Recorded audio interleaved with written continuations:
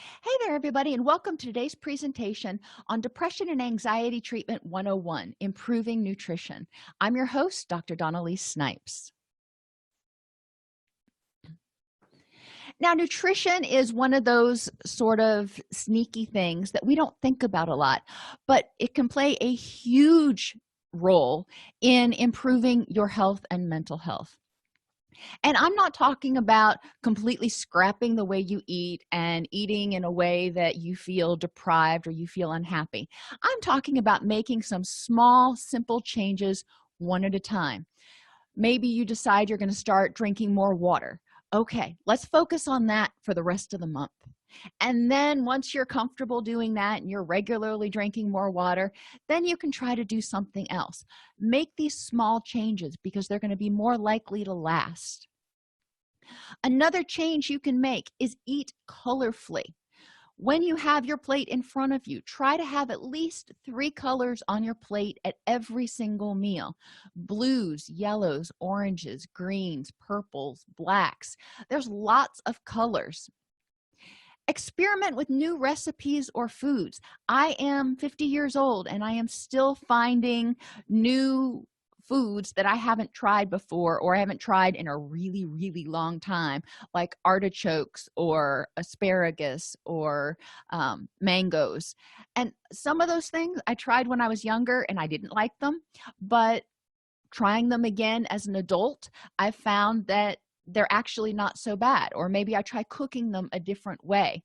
Asparagus, for example, when it comes out of my garden and it's like hours old fresh, it is really, really good. And I even like it raw or lightly steamed.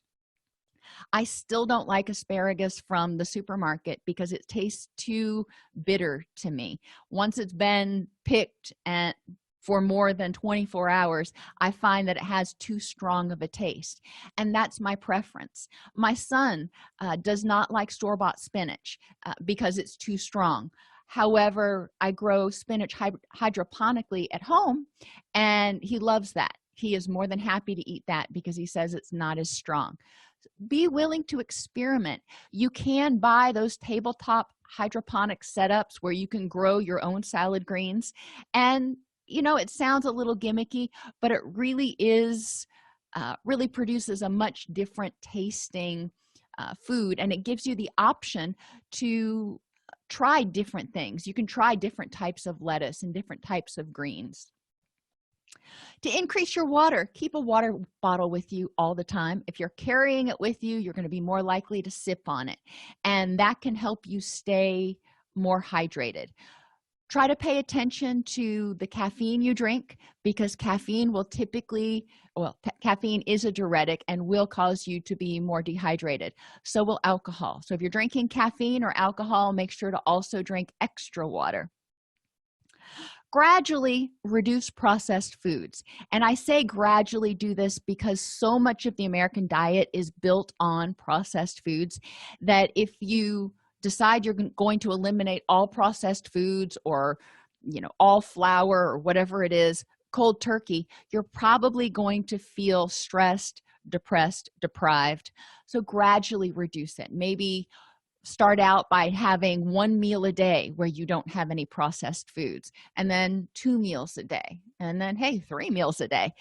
It will be easier once you start identifying non-processed foods that you like oatmeal. That is not highly processed. You can get the steel cut oats that are easier to use. You're not having to take it from the oat itself and grind it up, but we're using things that haven't been over processed and had all of their bran and good stuff removed. A dietitian friend of mine suggested that unless you have to for medical reasons, don't eliminate anything completely, because when you do that, oftentimes it leads you up to feeling deprived and you end up binging on it later. Find ways to allow yourself small portions of it. At our house, we keep chocolate in the freezer. That way you can get out a piece of chocolate and it takes longer to eat because it's frozen, and so you're sucking on it for longer. Whatever it is that you like. If you like M&Ms, for example, you can tell I like chocolate. Get the snack-sized bags and keep them in a place where you can only access one at a time. If you have all of the snack-sized bags in your pantry, then and you get a craving at 2 in the morning, you may be likely to go through multiple bags of them.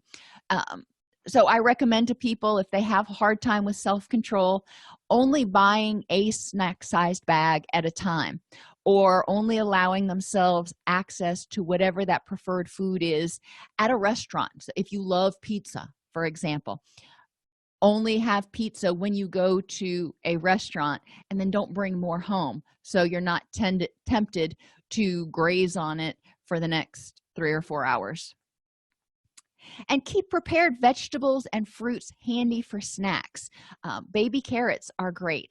Apples are great. Grapes are awesome. These are things that tend to be, comparatively speaking, lower calorie than a lot of our processed foods like chips and things like that. Raw broccoli is great if you like it. Celery. There are a lot of things, and then you find that you're getting a lot of your multiple colors through your snacks, and you have things available. And an eighth thing that is on here, or not on here, but I will add, a lot of studies have shown that we tend to eat whatever we see the most. Don't keep processed foods, ideally don't keep any food at all on the counter where you're tempted to grab it as you walk by. But if you must keep something on the counter, keep things like fresh fruits available. So if you are tempted to grab something when you walk by, it's an apple or a banana instead of something like cookies or cake. I hope that gave you some ideas on some easy ways to start improving your nutrition. As I said at the beginning, take one suggestion, whatever sounds the easiest or most exciting, I guess, to do right now. Start with that one.